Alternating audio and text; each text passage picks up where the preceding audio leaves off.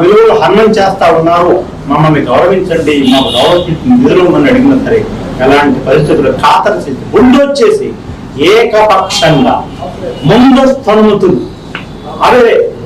అనుమతులు ఇచ్చేసి వర్కులు చేసుకోకూడదని ఆవిడే శాంక్షన్స్ ఇచ్చారు. అసలు వాస్తవాన్ని ఆలోచించండి. మీ అందరూ కూడా మీడియా మిత్రులు ఉన్నారు, మేధావులందరినీ కూడా అడుగుతా ఉన్నా, పంచాయతీరాజ్ వ్యవస్థలో ఎక్కడైనా సరే ముందస్తు అనుమతులు అనేది ఎక్కడ ఇచ్చిన సందర్భాలు దాఖలాలు ఉండవు.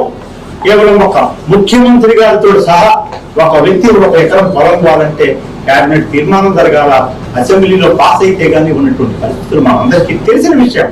కానీ ఇక్కడ అలాంటి పరిస్థితుల మొత్తాన్ని బుల్డోజ్ చేసి ముందస్తుగానే అనుమతులు ఇచ్చేసి పర్సెంటేజ్లు తీసుకుని దొరుకుతుంటా ఉన్నటువంటి పరిస్థితులు ఇవాళ మా అందరికీ కాదు, లోకానికి కూడా తెలిసిన విషయాన్ని మనం చేస్తాం. ఒక సభ్యుడి అనుమతి ఉండదు, ఒక సభ్యుడికి గౌరవం ఉండదు, ముందస్తు అనుమతులు అని చెప్పి ఎవరు